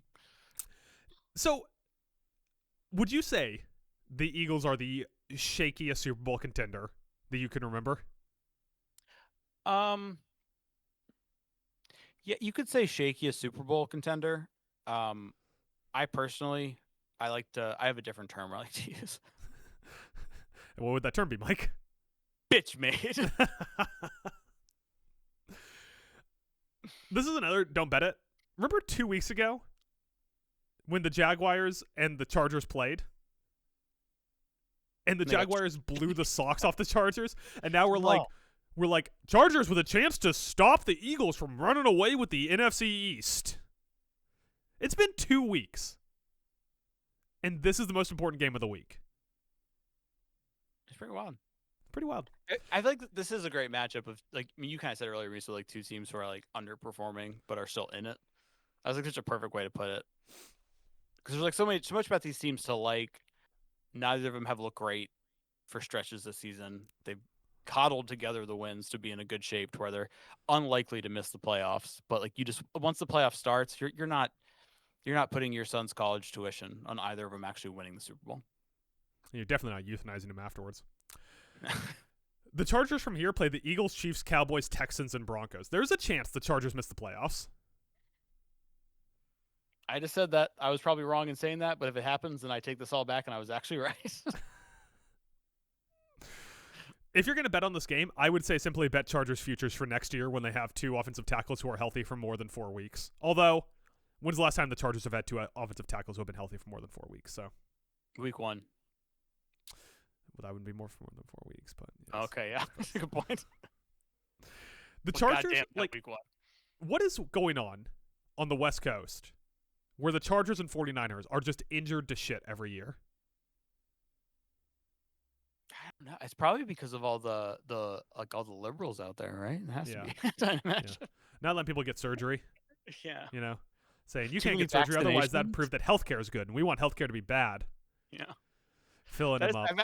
I've never like connected that before. That like yes, the Chargers and the Niners are both beat to shit. But here's the thing: it works really well if you don't bring up the fact that the Rams never really have issues. No, they're very. As long as Stafford doesn't hit his thumb on a defender's helmet, they're fine.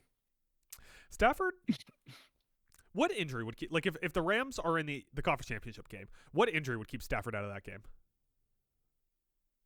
Oh, Death? broken neck. Yeah, like he would not. That dude's such like a old school like gunslinger. I'm gonna play through it all, brother. If he was trying to come out of retirement with a grade 3 hamstring tear, he would somehow pass his physical and be playing. Dude, Stafford's like he's got that Brett Favre gunslinger mentality, except like he seems to be like a good person. Stafford does. Yeah. That'd Yeah. be the big So difference. far, as far as we know, he hasn't stolen any money from welfare. Well, very much. Hey, can we real quick since you brought up the man, the myth, the legend, the Georgia Bulldog, Drew Stafford, not Drew Stafford. That's the former Buffalo Sabre right winger, Matt Stafford. How he set that record. He broke Brady's record for most touchdown passes without an interception, and then proceeded to have 3 turnovers. Yeah, including a pick 6. Yeah. His next opportunity to throw a touchdown was picked. It was picked in the end zone. That's karma. That's football karma right there. Yeah, that's that was like the most commentators curse thing I've ever seen. But the Like, funny why thing even was- have that statistic up on the screen? You know what's going to happen next. But the crazy thing is that the curse like took place after the record was broken. Because they didn't mention it until the record was broken. Oh, okay, gotcha. I didn't have the game on when it actually happened. But I saw he broke it, and I saw that the turnover. Too busy started coming. watching Goodell, Kelsey, and Mahomes all jerk each other off. No, I was watching sad Aaron Rodgers, and it was funny. Well, Mike, that's the most important game of Week 14. I know that we just spent about an hour talking about one game. Oh. What? Forgot. Maybe I should go back and say that to put all your money on Pittsburgh because they did sign Adam Thielen off of waivers. They did. So, good. And now they're feeling it. I can't wait for him to look like some 71-year-old actor getting picked up off the pavement next week. Yeah, that should be good stuff. Love to see it. All right, Mike, we only got one segment left here, and it is a segment where I have to pay for my faults in this world by letting you talk about college football for 10 minutes and then taking a quiz. Can I pee real quick? We are back right. with urineless Mike Regan. Empty. Empty Mike Regan, as we call him. Mike, you will have 10 minutes to talk about your favorite thing in the world, college football. Oh. In those 10 minutes, I will have to listen and finish a quiz at the end. I have to at least pass the quiz to prevent Mike from ruining my podcast by talking about college football next week. Mhm. If I do not pass the quiz, Mike gets another 10 minutes to talk about college football next week. This is our 3rd week of doing it. It has not gone well for me so far. No, it is not. With that, Mike, I forget how this timer works. Ready? Are you ready? Nope. How are you not ready? 1 second. What were you even doing in the bathroom? Take your notepad in there and take notes while you pee. Yeah, I'm ready. All right, and go. So college football getting crazy. College football. It's been getting crazy. Well, so the regular season, I guess you could say, is officially done. You know, we got conference championships coming this weekend, but with the basically the regular season over, now the coaching carousel has decided to pop off. That's gonna be a lot of what I got to talk about here. The news started a fire in this weekend with coaching hirings. Arkansas. The rating of the American Conference began. Arkansas hires Ryan Silverfield from Memphis, 45 years old, 50-24 at Memphis, 4-0 bowl games. Very good coach. The funny thing about this hiring is that Arkansas fans not happy about it. They've been bitching a lot. And to all those Arkansas fans, I just have one thing I need to say. What do you expect? You're Arkansas. Like, I'm sorry, but like let's like have like a tough conversation. Like, you're not a top half of the SEC school. But Like, they have if the coolest mascot. You do. Whatever a Razorback is, that's dope. But like if Silverfield comes in and you have like a consistent run of like 9-3 win seasons, he'll be like the greatest coach in Arkansas football history. Like based on just like your recruiting base and everything, like I don't know what you expected. Ryan Silverfield is a great coach, so quit your bitching. Auburn hires pardon me, Alex Golish, 41 years old. I don't know why I put their names down. I feel like it would be an interesting point. From USF. This one, Alex Golish, good coach. Track record isn't long. He was 23-15 at USF. He's bringing over some parts of his staff with him. Already starting to see some recruits flip from USF to Auburn. That's a good thing. This one, I'm a little more like, we'll see how it goes. But on the flip side, this is a wild one. USF filled his position with Brian Hartline, the offensive coordinator from Ohio State University. Exactly. Who only 39 years old. Is he going to be allowed to coach during the playoffs? I believe so. There's some of these that I know they've already said, like the next one I'm going to get to. Hartline, I believe, is going to be allowed to stay on to Ohio State and keep coaching.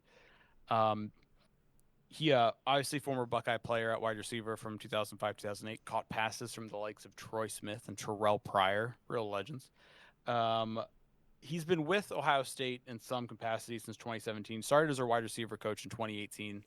And then since 2013, he was like kind of offensive coordinator. Same in 2024. It was like, yeah, the offensive coordinator, but really Ryan Day was still calling the plays, so you're not really offensive coordinator. But then that was 2023. 2024, Chip comes in, they win a natty. 2025, they're like, all right, no, now you really are offensive coordinator. And he jumps that. Now he's a head coach.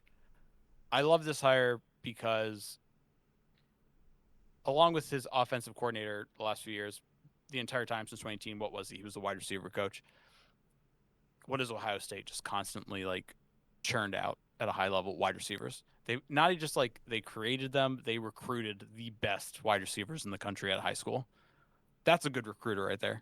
And if I'm building a program, especially if I'm at a lower, I don't have as much money, I'm at a G5 program, I want a dude who can hit the grind and fucking recruit for me. So this is one of my favorite hires across the board so far. Florida also probably got my number one spot favorite hire. They hired after they realized they were out on the Kiffin sweepstakes, which we'll get to. John Summerall, that Tulane baby, coach of the Gators. 43, 42-11. I love John Summerall. 42-11 as a head coach. Prior to Tulane, he was at Troy, where he won back-to-back Sun Belt championships and went 23-4. This is a great coach. There's been some Florida fans who are also bitching about this, and I don't know what universe they live in. You got a really good fucking head coach. Who'd they want? Jesus Christ. I don't know. Some of these SEC schools, they think they're going to get Jesus H. Christ to come down and coach their school. I don't get it. But, like, you got a really good coach. Yeah, you didn't get Kiffin. Who cares? You got a really good coach, and I think he's going to do phenomenal there.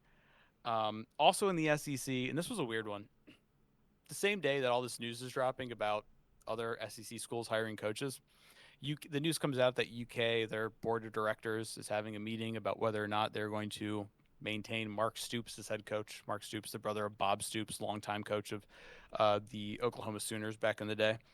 And then either later that day or the next day it came out, nope, they came into agreement with Mark Stoops, who they were going to owe, what's the number, $38 million in a buyout, like a lump sum. But I guess he was feeling nice. He was like, we can just cut that up into payments. And so we're like, all right, dope, you're fired. And at the time, I was like, this is so weird because it's pretty late in the coaching game with all the schools that have been out there and names are getting scooped up. And now you do it. It's kind of like, to me, it felt like, you're looking for a date for prom and then you wait until and you're just standing at the door on prom night and you're like, do you want to go to prom? Do you want to go to prom? Do you want to go to prom? Like, you're a little late in the game there, but unless you got someone lined up, and they did, and they nabbed a good one in Will Stein, the offensive coordinator from Oregon. Great hire. Only 36. Super young. Very good recruiter. I love from an offensive standpoint, I love his offensive strategy. Because, and there's a great article that was posted on 3. On the website's name is On3, so on 3 about this, about how he has this mentality of what she referred to as just get it to your studs, which is, and he even says in this interview, he's like, plays the plays themselves are a little overrated. You can dial up, that's a great play, but if the players aren't that good, it doesn't look as good. So he really hones his whole offensive mindset around scheming things up to just get the ball in the hands of his best players and put his best players into work to make things happen. Big Will Stein guy. I think that's going to work great. The only downside is for Kentucky is if Will Stein is as good as some of us think he is going to be, in 3 to 4 years, you're going to need a new head coach because he's going to get scooped up by a bigger school. Sorry. He's going to be coaching for LSU. Possibly for ridiculous money. Speaking of Oregon, they also lost their defensive coordinator. These guys will still be on for the college playoff run, but Tosh Lapoy, their defensive coordinator, who has... That's not a real name. It is Tosh Lapoy. No relation to Tosh Poino. He's been with Oregon since 2022. He's had NFL experience. He cut his teeth 2014 to 18 on the Alabama staff. Call me crazy. I was so worried you were going to say the Commanders. Oh, no, from the on the Alabama Crimson Tide staff. Call me crazy, but if I see someone who on his resume it says on staff for Nick Saban, I go, yeah, we should probably take a look at that guy. He could be good. I call that a plus. So good there. A couple other quick ones, or one more quick one is UCLA signed Bob Chesney. Kenny Chesney's brother. Yes, and the coach of the James Madison University Dukes, who are going to be playing in the Sun Belt Championship. I believe he will also still be coaching throughout the rest of their run. A lot of G5 schools don't give a shit, I've learned. A lot of G5 schools are like, oh, you're going to sign for that bigger school? Yeah, that's cool. You can keep coaching here, though, because, like, please. That's fine. I'm just saying. It's like there's no worry of, like, oh, if we keep you around, you're going to snipe all of our players, because they're a G5 school. Any of their good players are already going to be sniped anyway. So it's like, 2-minute warning. Whatever. Seriously? Yeah. Oh, fuck. We're never. Yeah. Okay. So I guess the last thing we'll talk about is Penn State is still sitting there with. They're still sitting there. No one wants them. They still don't have a coach.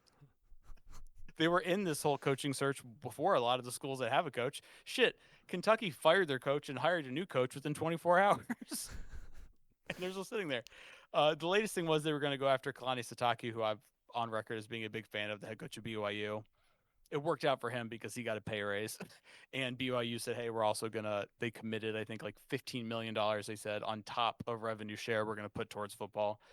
So you can add Sitake to the list of, like, Eli Drinkowitz from Missouri, Clark Lee from Vandy, Brent Key from Georgia Tech, Signetti from Indiana, and Matt Rule from Nebraska, who have all gotten pay raises because those coaches didn't go to Penn State.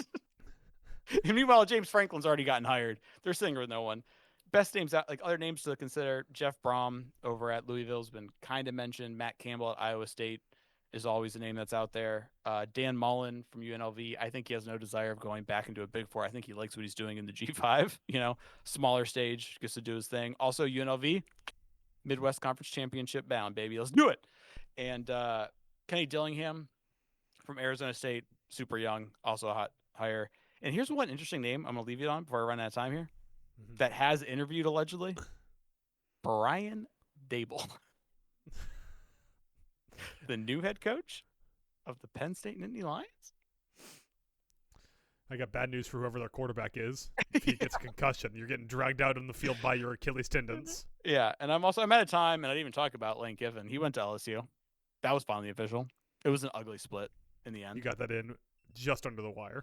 Yeah. That's time. Yeah, I have no quiz this week, by the way. Well, then that means you don't get to talk about college football next week. Yeah, I fucked up.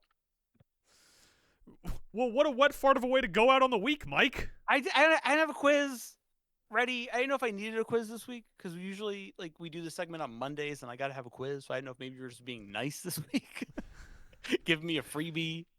I didn't even get a chance to talk about the latest playoff ranking reveals and all the stuff there. Texas. Well, what are we supposed to do now, Mike? What? What are we supposed to do now? Just go out. That's just it. That's the end of the podcast? Yeah, I mean, Vanderbilt got flipped the #1 college recruit in the country from Georgia to them. That's wild. I gotta fix this. By the way, can I say this real quick while you're fixing something? Is that I've kind of pseudo shit on Vanderbilt all season. Yeah, this is fun. Can we all settle down? They just flipped the top QB recruit of the 2026 class from Georgia to Vandy. I apologize. You're legit. Let's go Commodores. Do your thing. Just want to say. All right, we're doing Prospect Wordle because all we can't just end. We can't just end on whatever the fuck that was. I didn't have a quiz. I'm sorry. I ran out of time. Literally the whole gimmick is the quiz. I ran out of time before we had to start recording. Right. Prospect Wordle, Mike. A game we play here when the game we are quiz. going to play make gets up a thrown out the quiz. window because Mike didn't prepare a quiz for it. I can make up a quiz. I make a quiz. We do a quiz. Prospect Wordle. I have to edit this today. Fine. Sit here for 25 minutes while you go, no. I mean, I could probably just look back through my notes and make a random quiz. Mike never gets to talk about college football on the podcast again, and he has no one to blame but himself. Give me one more chance. Prospect Wordle is a game we play here, where Mike has to guess a prospect that I have decided ahead of time in 6 guesses. Before each guess, Mike gets a hint about this prospect, those hints being height and weight, projected draft day, class or times transferred, position, conference, and finally team. With that, Mike, are you ready to play this weekend's sudden edition of Prospect Wordle? You didn't pick this person ahead of time because you didn't know this was happening. I did. I went to the one we did last week in the episode that we didn't do. Oh, touche. Yeah. I'm going to stop talking. Yes, I'm ready. Your first clue, Mike. This player, 6'5". April Reese. No, I'm just kidding. 337. 6'5", 337? Yes. That's a big bitch. That's a lineman, baby. That's a lineman. That's an offensive lineman. I'm going to go with Francis Maugoa. No. 6'5", 337. Mike, this player is currently projected to be a day 2 pick. Day 2 pick. Day 2 pick. Okay, so that changes up a little bit. Right, because you just picked someone that we just mock draft in the top 10, Yeah, in the so top it 10, wouldn't be him. Caleb Proctor's drop-down boards, but I don't see him as a day 2. Trying to think like day 2 tackles. One I can think of is just he was a big transfer recruit get for Oregon, but he hasn't had like a miraculous. So I'll say Isaiah World. No. You know, we could have just talked about the $100 game instead of doing this. I'm now realizing we didn't spend any time on the $100. No, we got to talk about that. That didn't even happen. I've never talked about $100 what? I don't know. Mike, would you like to know this player's class or the number of times transferred? Times transferred. Times transferred. 6'5", 337. Day 2 pick. Mike, this player has transferred 2 times. 2 times? Jesus. I just realized we're talking tackles, and like outside of Isaiah World, because he was a notable transfer last season, I don't have any fucking clue. Am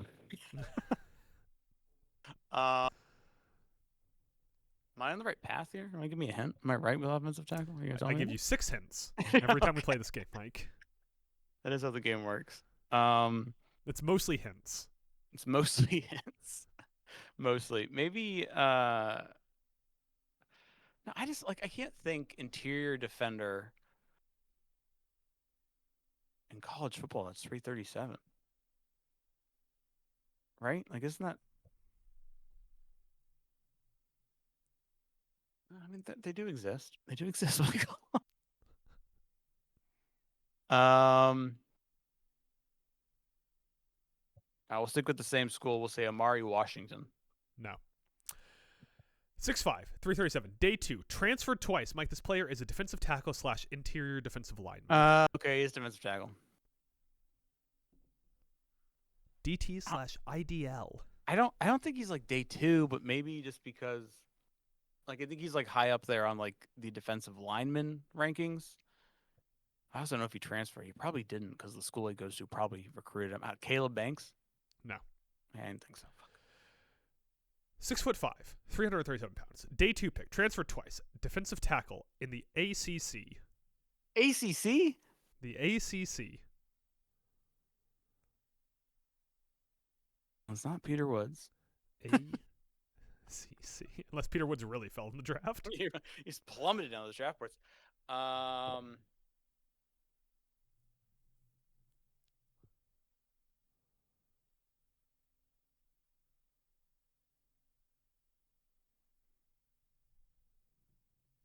Hoping if I stay still long enough, the feed will cut.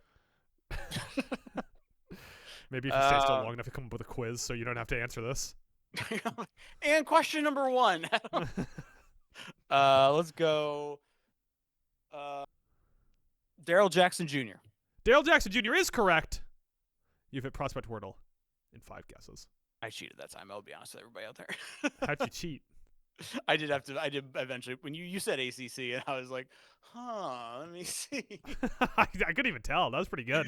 Yeah, the defensive interior ACC. I was like, I have no fucking clue. So I did cheat on that one. So put an asterisk next to it. There you go. Mike wins Prospect Wordle with an asterisk, which makes sense because we weren't going to play Prospect Wordle anyways. I wasn't ready. Mike, you lost $100 in a game because the Tampa Bay Buccaneers beat the Arizona Cardinals in a game that was oddly competitive. Darrell Jackson Jr. transferred twice. What? That's it for I'm podcast. just really trying to ignore the fact that happened. This podcast It wasn't. has I been don't such a think- flop on the way out the door. I don't think that game should count, really, Why?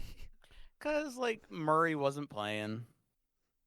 You're right. Murray makes that team much better. MHJ was banged up. So when I give you that 100, are you even gonna feel good about it? Well, you're never going to give me the 100, so I really, am. 6 and 1/2 dozen in the other, you know. I'm giving it to you in pennies. I want to give it to you. Enjoy rolling those bitches up. Giving Take it to you them by to launching the out of a bank. cannon at you. That's all I got, Mike. Follow Mike on Twitter /X Yep. at Not alone, Mike. Talon Mike. Check out talonalone.com. If you're listening to the audio version of this, we do record on YouTube at Talon Alone Podcast. We're streaming tomorrow, doing some more Pokemon Randomizer. Oh man. 7 p.m. Eastern, 6 Central, 5 Mountain, 4 Pacific. Don't know what time that is in Hawaii. Okay, what we talked about earlier. What game is that? It's gonna be going on during our stream. It's the most important game of the week, Mike. That's right, Cowboys Lions. Cowboys Lions. We don't have any extra content coming out. We'll be doing our Oscar podcast soon. We got Baskey coming out on Friday. Me and Tyler Karkar are talking about basketball. I think that's all I got. Is there anything I missed there? Subscribe to us on YouTube. We're up to a handful of subscribers, getting lots of views on our shorts. Really? Just, yeah. Don't subscribe to us on YouTube. We'll subscribe to us, but also, like all good content creators know to remind people, hit that bell. Get them notifications so you know when we're going live. Hit Alright. that bell. Use code Talon Alone at checkout with AG1. It won't get you a discount, but maybe it'll convince them to check out who the fuck Talon Alone is. If enough people try, they might say, "Hey, what is this Talent Alone thing?" It's sweeping the nation. And with that, Mike, would you like to give a quiz-based shout out on our way out the door? Shout out to Alex Tubular Trebek. I got nothing. This is the longest fucking pause.